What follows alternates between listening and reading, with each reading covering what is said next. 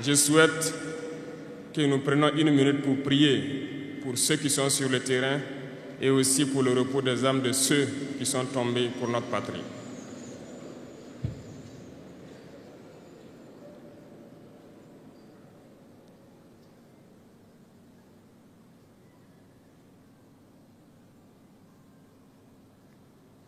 Je vous remercie.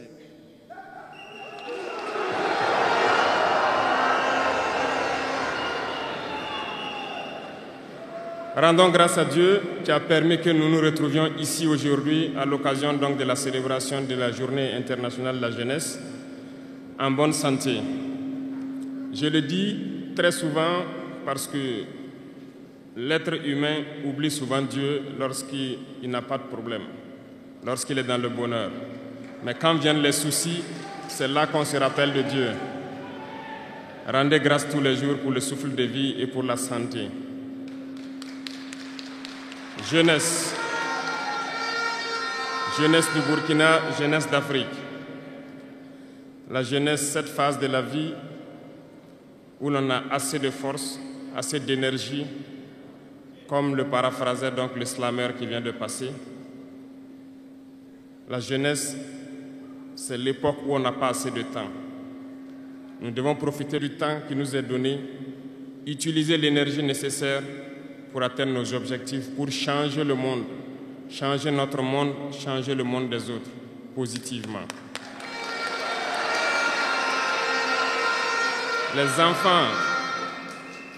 Les enfants souhaitent grandir pour être jeunes.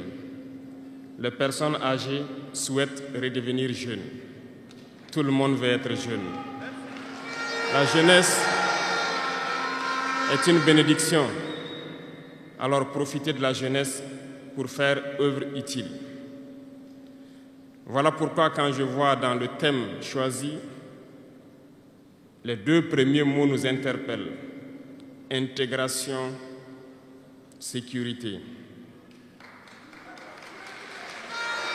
L'Afrique fait face à de nombreux défis. Et on doit se poser des questions. La jeunesse est-elle un atout ou un handicap pour le développement des nations? La réponse est simple et sans équivoque. Et vous la savez. Les pays développés ont pour la plupart une population vieillissante. Et actuellement, beaucoup de pays ont lancé des programmes pour rajeunir leur population. L'Afrique a cette chance d'avoir une population très jeune. Mais pourquoi l'Afrique n'est-elle pas développée? Nous devrions donc nous pencher sur la question de comprendre pourquoi l'Afrique a une population jeune et qu'elle n'est pas développée.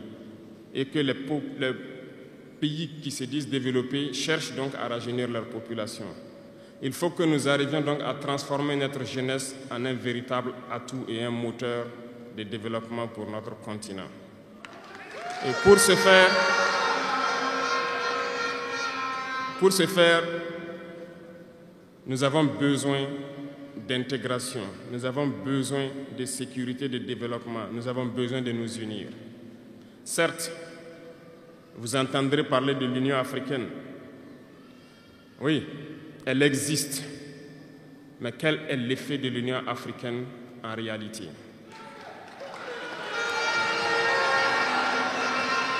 Nous ne pourrons pas parler d'intégration dans le thème et de ne pas parler de l'Union africaine. Parce que c'est cette organisation qui devrait nous unir, créer l'intégration réelle.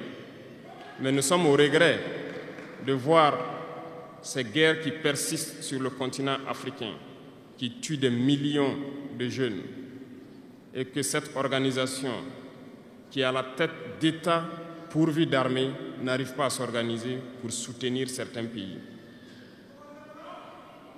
L'union n'est pas juste un mot. L'union, c'est un symbole. Et nous, jeunes, devrions apprendre leçon de cette situation pour nous unir, pour faire de l'intégration une réalité. J'ai été désagréablement surpris lorsque l'Éthiopie, qui abrite donc le siège de l'Union africaine, vivait un conflit. Et quand j'ai vu le Premier ministre se mettre en treillis et annoncer fermer l'université à Addis Abeba pour faire face à la menace, je n'ai pas vu l'action de l'Union africaine pour protéger ces sièges. Les États occidentaux, pour la plupart, voyaient Addis Abeba tomber, ont plié bagages et partir. L'Éthiopie s'est battue, a trouvé une solution interne et vit plus ou moins en paix aujourd'hui. Les enfants du Congo